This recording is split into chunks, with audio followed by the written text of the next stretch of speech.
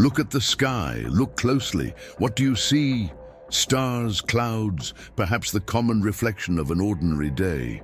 But for those with spiritual eyes, there is something different hovering over America. A divine whisper turns into a trumpet. A hidden warning manifests in open signs. Just a few days ago, an inexplicable sound traversed the skies of cities like Dallas, Atlanta, and Denver, a metallic echo that came neither from aircraft nor storms. It seemed like something alive, something crying out from the heights with an ancient urgency. Witnesses fell to their knees. Others simply looked up with wide eyes and trembling hands. The frequency was low, almost instinctive. A roar that didn't shake the ground, but shook the soul. It wasn't a collective hallucination. The videos exist, the reactions recorded. Science remains silent, but the scriptures do not.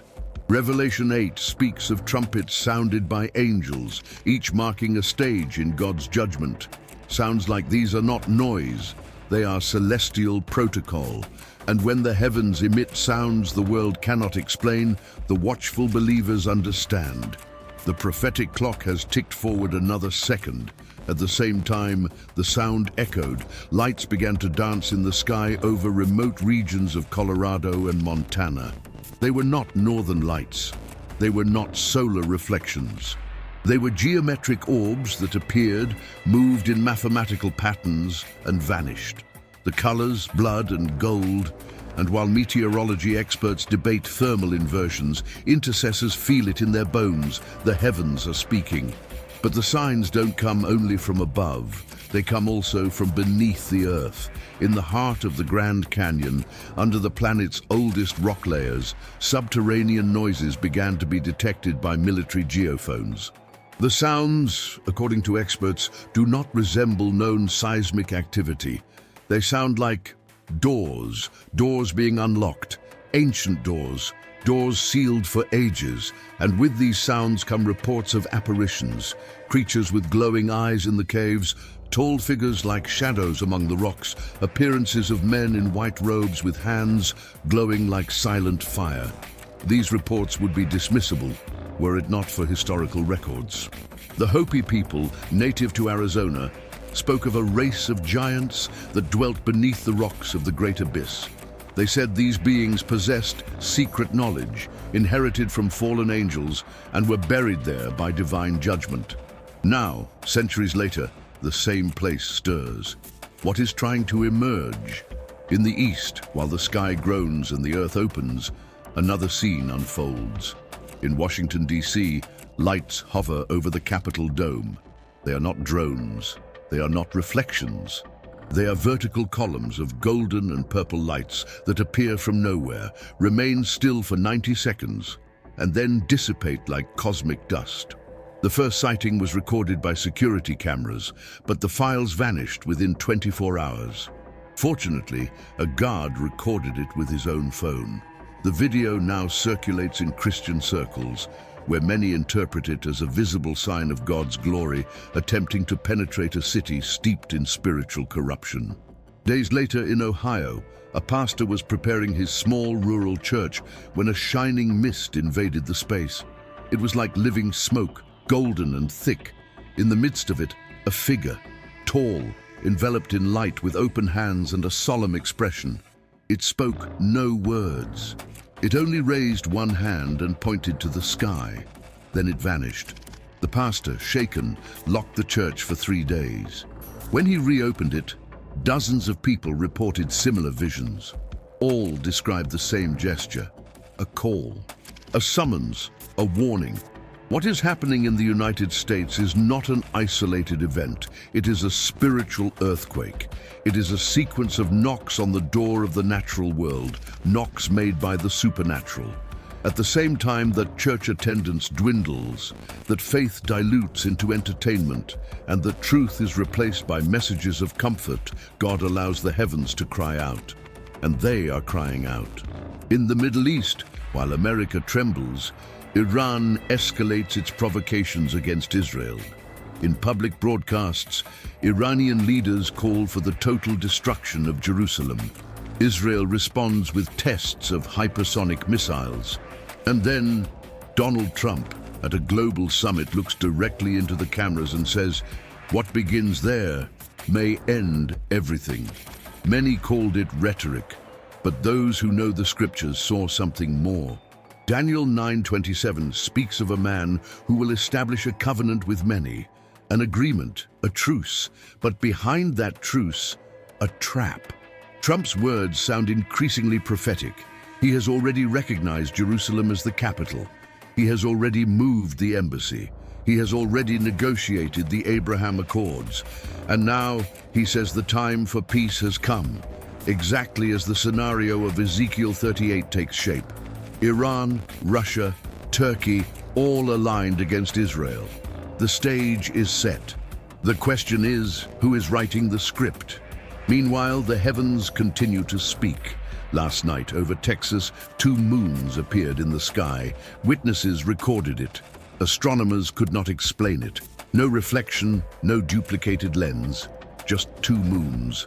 One real, one that seemed ethereal, both shining with crimson hues. In Joel 2:31 it is written, "The sun shall be turned into darkness, and the moon into blood, before the great and terrible day of the Lord comes." Is this a foreshadowing?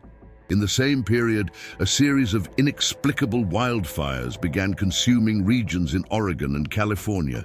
No lightning, no sabotage, but the fire appears from nowhere. Authorities speak of spontaneous ignitions, but intercessors know the earth is groaning. Romans 8:22. We know that the whole creation has been groaning, as in the pains of childbirth, right up to the present time. Nature cries out, the sky groans, the earth splits open. And amidst it all, men continue to sleep spiritually. Churches are filled with lights but lack oil. Platforms grow, but altars remain empty. The presence diminishes and performance takes its place. The oil is running out, the flame is fading, and the bridegroom is approaching. America is trembling, but most still don't notice. Most still mock, ignore, or try to rationalize what is before their eyes. But for those who watch and discern, the signs are becoming unbearably clear. The veil is thinning. The curtain between the natural and the spiritual is being torn, and what is about to emerge will require faith, discernment, and preparation like never before. In the Mississippi Valley, a subterranean fissure opened silently overnight. Farmers found their crops divided by a long, deep crack, like a fresh scar in a land that had never known earthquakes. Technicians called it spontaneous seismic instability. But some alternative reporters published thermal images. There is heat coming from beneath the earth, a heat that pulses like a heart. And the lines of this crack curiously follow the same path as the so-called ley lines, ancient spiritual routes connected to sacred places of worship. Coincidence? Or a spiritual geographic revelation being exposed? In the Grand Canyon region, closer to the ancient caves where explorer G.E. Kincaid swore he found Egyptian artifacts, something even more disturbing appeared. A sound, not like the one from the sky, but a deep, continuous sound from the depths of the earth. Explorers who tried to approach reported failures in electronic equipment, compasses spinning wildly, and an oppressive feeling in the chest, as if the air was saturated with something invisible but conscious. A whisper without words, but with a message. Something is awakening beneath America's soil, and it is not a metaphor. Within churches, a silent division grows. On one side, temples packed with performance, lights, and slogans. On the other, small groups meeting secretly in homes, woods, sheds, seeking what cathedrals have abandoned: the presence, the oil, the weeping, the repentance. Unknown pastors, without fame, without followers, are beginning to receive prophetic dreams. Some report the same vision: the Statue of Liberty blindfolded, holding an extinguished torch and an unbalanced scale. She falls to her knees. Behind her, a white figure stands, arms open, and behind that figure, a multitude of fire. Meanwhile, Donald Trump returns to the headlines. At a recent rally in South Carolina, he uttered a phrase that made many hold their breath for a moment. "The world is asking for a leader, and they know I can be that one." The crowd cheered, but some, in silence, shuddered. The phrase seemed to echo not only through microphones, but in the pages of Daniel. The prophecy speaks of someone who, with flattering words, will deceive many, someone who will rise in times of global confusion. We are not saying Trump is that man, but we are saying that the spirit behind the events is advancing boldly. In the Middle East, a coalition between Iran, Russia, and Turkey is now formally recognized. Documents leaked by Mossad sources reveal a joint strategy called Operation Ezekiel, a name too ironic to be coincidence. The goal, to pressure Israel to cede territories around Jerusalem. When Israel refused, the rhetoric changed. Now, Iran threatens to open the heavens in judgment against Zion, a phrase that sounds more like biblical prophecy than modern politics. And then, the heavens responded. In the Nevada desert, drones captured images of crimson veils floating in the night sky. They were not auroras, they were not satellites, they were like celestial cloths shimmering in deep red for minutes before vanishing. In Florida, fishermen found fish floating on their backs, with open eyes and frozen mouths, as if they had seen something from the other side. Scientists speak of anomalous magnetic resonance. Theologians of silent trumpets. Within churches, children are reporting visions, not manipulated, not suggested, spontaneous visions. A 7-year-old girl in Indiana interrupted a service saying, "Mommy, the sky's cracking. There's a ladder of fire coming down." A boy in Kentucky said in tears, "The lion is walking in the street. He's roaring, but no one hears." These reports, once considered delusions, now come frequently, and always with the same message: time is up. Revelation 12 speaks of a dragon cast down to earth, furious, knowing his time is short. The signs of evil's presence are more evident. Pornography dominates the networks. Lies are exalted. Deception dresses as compassion. False Christs arise promising love without truth, acceptance without transformation, salvation without the cross. And now, in the name of interfaith peace, a new initiative is being discussed, uniting Christians, Jews, and Muslims under a single alliance of light.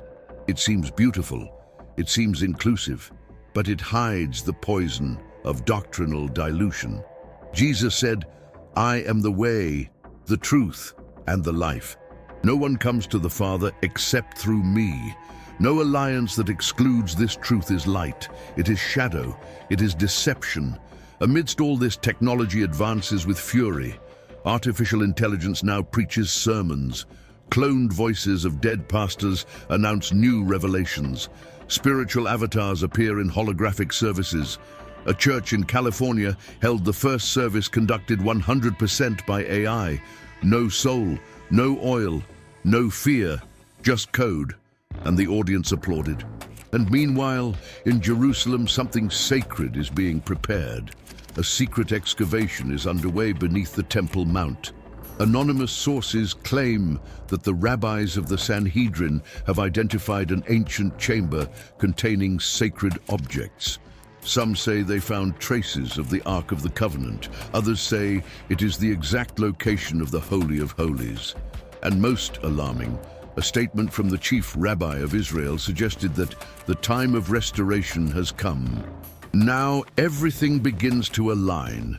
The rebuilding of the temple, the possible global peace alliance, the advancing technological mark, the Middle East in turmoil, America spiritually divided, and creation itself groaning as if it could no longer bear the weight of human sin. The words of Paul in 1 Thessalonians 5:3 become shouts. While people are saying peace and safety, destruction will come on them suddenly. The sound of the trumpets is growing louder. The waters are being stained. The heavens are parting. Minds are being shaped by algorithms. And time is running out. But not all is judgment. There is a remnant, a people who still pray at dawn, who still fast without posting, who still carry the Bible as a sword, not an accessory. This people is preparing, not to rise in fame, but to rise in the rapture. They don't have mega temples, but they have the oil, they have the anointing, they have intimacy. It is to them that the trumpets do not frighten, because they know what they mean. And now, in the face of all that is manifesting, only one question remains. Do you have oil? It doesn't matter if you have a title, a microphone, followers, or performance. The only thing that will make a difference when the sky opens is the oil you carry within. The fire will not fall on the empty. The trumpet will not wait for the unprepared. The door will be closed, and those who did not watch will remain. So in the face of all the signs, the sounds, the tremors, the visions, and the deceptions, are you still waiting for more proof? Or do you understand that the time to decide has come? Because the bridegroom is coming, and he is no longer far away.